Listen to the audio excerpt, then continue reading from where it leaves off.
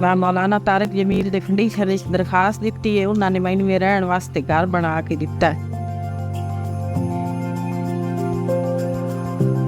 جی ہوں بہت خوش ہیں نلکا ساڈا لا گئے بھائی۔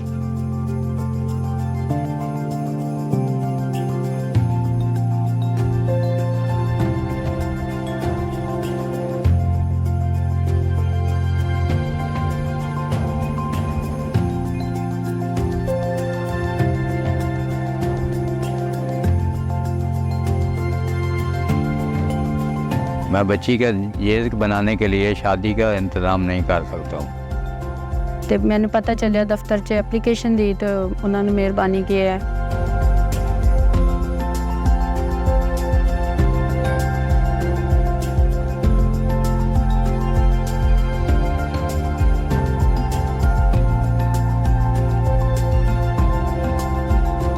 مولانا طارق جمیل فاؤنڈیشن کے آس لیب میں سٹی اسکین کی سہولت میسر ہو گئی ہے۔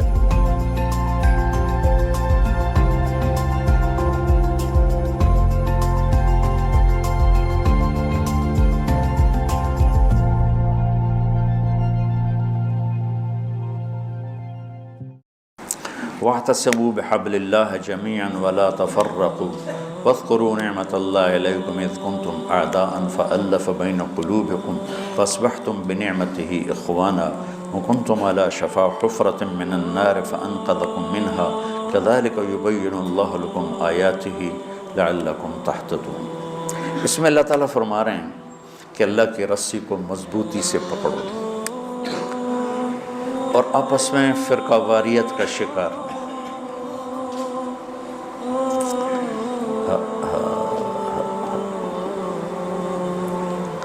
اور پھر اللہ تعالیٰ پچھلا وقت یاد دلاتا ہے جب تم آپس میں ٹوٹے ہوئے تھے، ایک دوسرے کے دشمن تھے، اللہ نے تمہیں جوڑ دیا۔ دیکھو بچوں، اب دورہ حدیث والے بچے جا رہے ہو، اللہ کے نبی نے 4 دعائیں مانگی، مسجد اجابہ اب وہ حرم میں شامل ہو گئی، توڑ دیا اس کو۔ مدینہ میں، یا اللہ میری امت پہ تیرا ایسا عذاب نہ آئے جو انہیں ختم کر دے، اللہ نے کہا قبول ہے۔ یا اللہ ان پر کوئی زمینی ایسا عذاب نہ آئے جو انہیں ختم کر دے، اللہ نے فرمایا قبول ہے۔ یا اللہ ان پر کوئی دشمن ایسا نہ آئے جو انہیں مٹا دے، اللہ نے فرمایا قبول ہے۔ یا اللہ ان میں آپس میں اختلاف نہ ہو، تو اللہ نے فرمایا نہیں میرے محبوب، یہ قبول نہیں، اختلاف ہوگا۔ یہ پیپر ہو رہا ہے، امتحان ہے، امتحان میں ہم دیکھیں گے کون حدود پہ قائم رہتا ہے، کون حدود کو پار کرتا ہے۔ تو اختلاف اس کائنات کی لازمی چیز ہے، مذہب کے نام پر بھی ہوگا، سیاست کے نام پر بھی ہوگا، اور چھوٹی چھوٹی باتوں پر ہوگا، اور صحیح نیت کے ساتھ بھی ہوگا اور فساد کی نیت کے ساتھ بھی ہوگا۔ تو جب میرا اللہ کہہ رہا ہے اختلاف ہوگا، پھر کہہ رہا ولا تفرقوا، دیکھو تم اختلاف کرو لیکن فرقہ واریت کا شکار نہ ہو۔ جب ہلاکو نے 656 ہجری میں بغداد کو تباہ کیا تھا، پتہ ہے کتنے آدمی قتل کیے تھے؟ 15 لاکھ آدمی، 15 لاکھ آدمی، کئی دن ان کا قتل عام ہوتا رہا۔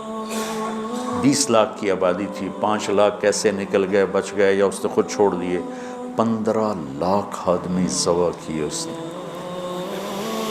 اور اس کے پیچھے بے شمار جو چل رہی تھی نافرمانی، اس میں ایک بڑی نافرمانی فرقہ واریت تھی، اور شیعہ سنی فساد اور شافی حنفی فساد، مالکی حنبلی فساد۔ اب تو چونکہ اللہ نے ایسے بلاک بنا دیے کہ جو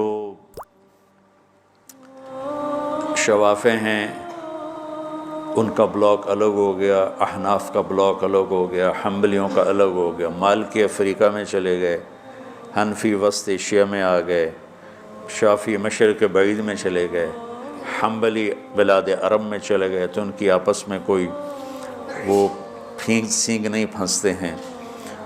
لیکن چونکہ شیطان نے تو محنت کرنی ہے، تو اہل السنت والجماعت ہو کر آپس میں اتنے لڑائیاں ہیں، اور مختلف جتنے بھی مکاتب فکر ہیں سب کے آگے مختلف مکاتب فکر ہیں، اور وہ آپس میں نفرتوں تک پہنچے ہوئے ہیں اور بغض تک پہنچے ہوئے ہیں۔ یہی حال بغداد کا تھا، یہی حال بغداد کا تھا۔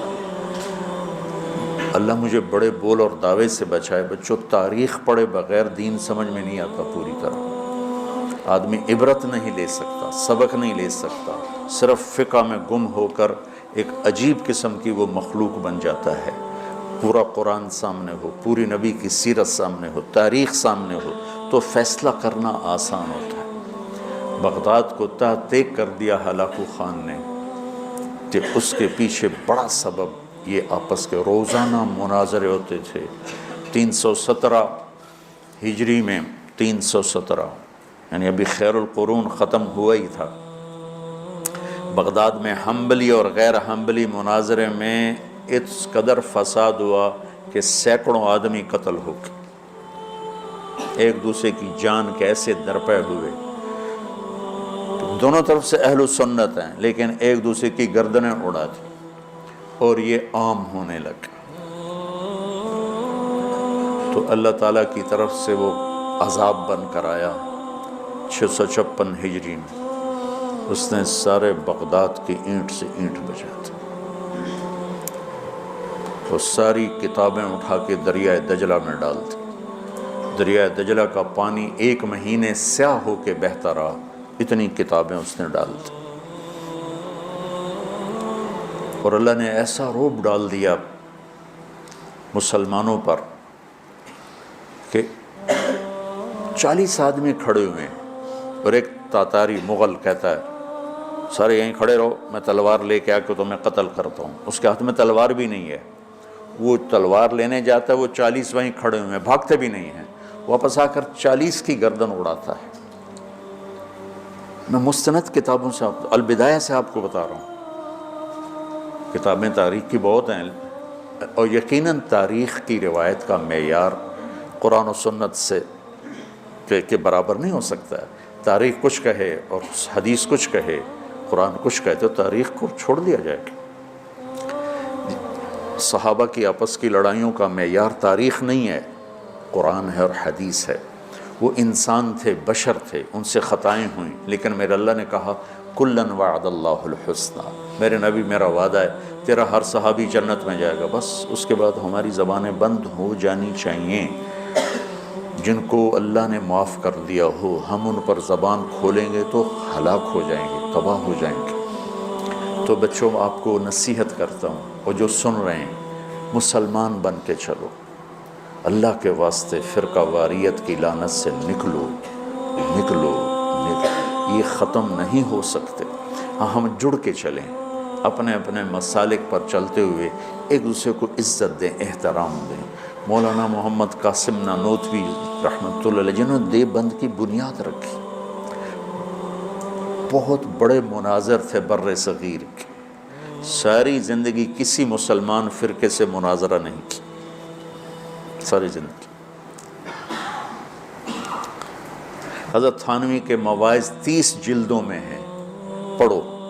کسی پر رد کیا ہو ایسا بدتمیزی کے ساتھ اور اس طرح اس کی پگڑی اچھالی ہو، جن کے نام پر دیوبندیت قائم ہے۔ 3 آدمی بنیادی ہستی رکھ، ایک حضرت تھانوی، ایک حضرت گنگوہی، ایک حضرت نانوتوی، یہ 3 آدمی پلر ہیں دیوبندیت کے۔ دیکھو انہوں نے کس طرح، اگر کہیں کسی کا رد بھی کیا ہے تو ایسے نہیں کیا کہ انسانیت سے گرا ہوا کلام ہو یا لہجہ ہو یا گفتگو ہو۔ اور مولانا قاسم صاحب رحمۃ اللہ علیہ نے ساری زندگی کسی مسلمان فرقے سے مناظرہ نہیں، ہندو سے کیا، سکھوں سے کیا، دہریوں سے کیا، عیسائیوں سے کیا، نیچریوں سے کیا، لیکن کسی مسلمان فرقے کے خلاف آپ نے مناظرہ نہیں کیا۔ تو میں تمہیں نصیحت کرتا ہوں، امت پہلے ٹوٹی پڑی ہے، دین کا کام کرنا ہے تو وہ کرنا جو تبلیغ والے کر رہے ہیں، کہ سب کو جوڑ رہے ہیں، سب کو محبت کا پیغام دے رہے ہیں۔ اگر منفی کام کرنا ہے تو گھر بیٹھ جانا، یا ہم سے تعلق توڑ دینا، ہماری نسبت ہمیں واپس کر دینا، پھر جو تمہاری جی میں آئے کرتے رہنا۔ میں تمہیں مثبت کردار میں دیکھنا چاہتا ہوں۔ تو بچوں،